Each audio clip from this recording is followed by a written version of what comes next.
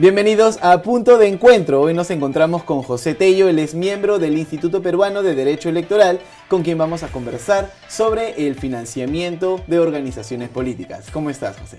Buenas tardes, Joshua, ¿cómo estás? Bien, hoy día queremos enterarnos y transmitirle a los ciudadanos a qué se refiere el tema de financiamiento de organizaciones políticas, porque el legislativo ya lo aprobó en primera votación, ¿correcto? Claro, el financiamiento de organizaciones políticas, básicamente los partidos políticos y los movimientos regionales, que son las dos organizaciones políticas que existen ahora por ley, se debe básicamente a lo que es la actividad electoral y no electoral de estas organizaciones políticas, sean partidos o movimientos. Así de concreto, eso es. ¿Cómo se financia? ¿Cuáles son las fuentes? Si el dinero es de una procedencia lícita o no lo es, qué hacer. Todo ese tipo, digamos, de observaciones que se pueda dar en este proceso de financiamiento son las que están siendo pues materia ahora de un arduo debate, que incluso nos ha llevado a una reforma constitucional que precisa pues sobre la materia algunos puntos muy concretos del artículo 35 de la Constitución. Exacto. Nosotros queremos saber, cabe resaltar que esta es una de las preguntas que vienen al referéndum del 9 de diciembre, por eso queremos saber si es necesario que sea de rango constitucional. La verdad que esta reforma no ameritaba tener ese rango constitucional. Se podía manejar perfectamente a nivel legal, porque las normas de desarrollo constitucional están para eso. La Constitución, y específicamente el artículo 35, es mandatorio. El funcionamiento de las organizaciones políticas será regulado por ley. Señala por ley, entiéndase ley ordinaria. Y es así que tenemos la Ley de Organizaciones Políticas, que antes se llamaba Ley de Partidos Políticos, y que fue aprobada inicialmente en el año 2003. Entonces, esta ley es la que en realidad debería desarrollar a detalle esto.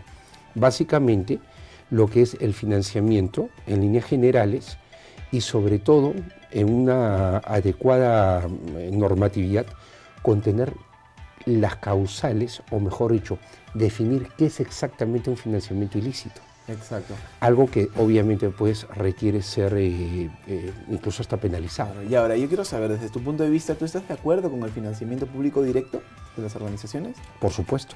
¿Por qué? Porque los partidos políticos son de por sí entes que canalizan la voluntad popular.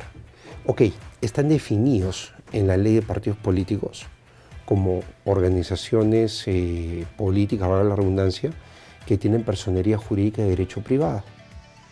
Pero ahí viene el detalle. Derecho privado cuya finalidad es la más pública de las funciones, que es el justamente canalizar la voluntad popular y traducirnos esa voluntad popular en una representación política. ¿Cómo? Institucionalmente, dándonos propuestas y obviamente potenciales representantes que son los candidatos, que ya hemos gozado recientemente en un proceso electoral, son quienes pues deberían en todo caso encarnar la propuesta electoral de la organización política, sea un partido o movimiento regional. Creo que se ha dividido en el 50% y 50% el financiamiento público directo para las organizaciones políticas. Lo cual no está nada mal. ¿Por qué? Porque se debe ver el financiamiento del funcionamiento mismo de la organización política y la capacitación. Pero acá hay que tener en cuenta algo que es medular, que es muy importante, y es el hecho de que las organizaciones políticas tienen que admitir que haya una mayor supervisión de su funcionamiento. Exacto. Por ejemplo, hemos hablado en este mismo espacio, el tema de la democracia interna es un tema pendiente. Tiene que haber una intervención de los organismos que integran el sistema electoral peruano, en este caso el jurado, la OMPE y el RENIEC. ¿Para qué? Para asegurar que estos procesos realmente traduzcan la voluntad partidaria. ¿Por qué? Porque si nosotros hablamos de una crisis de institucionalidad, muchas veces se debe porque en los propios partidos no hay una democracia efectiva. Existe una democracia que es bastante relativa. Y al no haber una democracia efectiva en el proceso mismo de elección de dirigentes o de candidatos, tampoco hay una vía partidaria.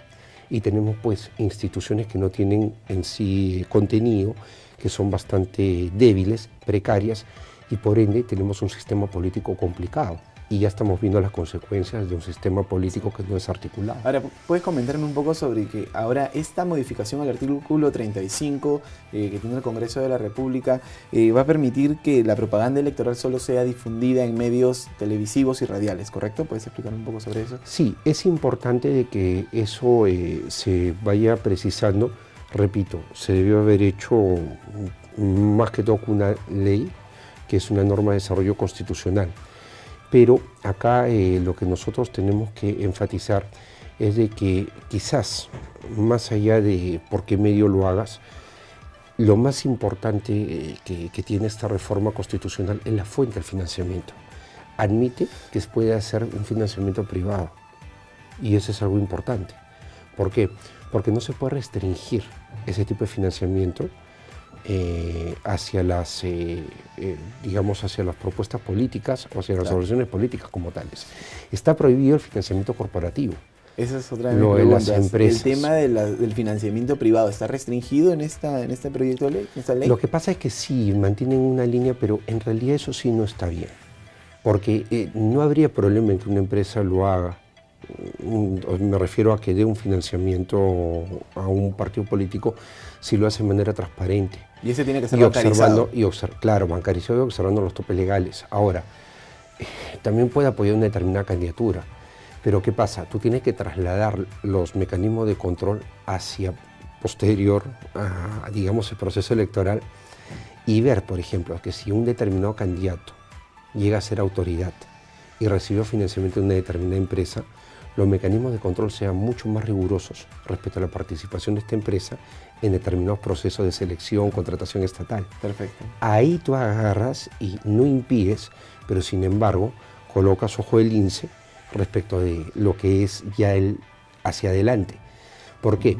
Porque en la medida en que no haya transparencia, vamos a tener aportes, digamos, de manera oculta. Y al tener eso, digamos, oculto, sin que sea transparente, igual se pueden dar situaciones de corrupción hacia futuro. Bien, no hay ninguna garantía al respecto. Bien, José, nos encantaría continuar con la conversación, pero solamente tenemos 5 a 7 minutos para tener este segmento de democracia y elecciones. Entonces nosotros les invitamos también a seguirnos viendo durante la próxima semana y mantenerse informados con democracia y elecciones.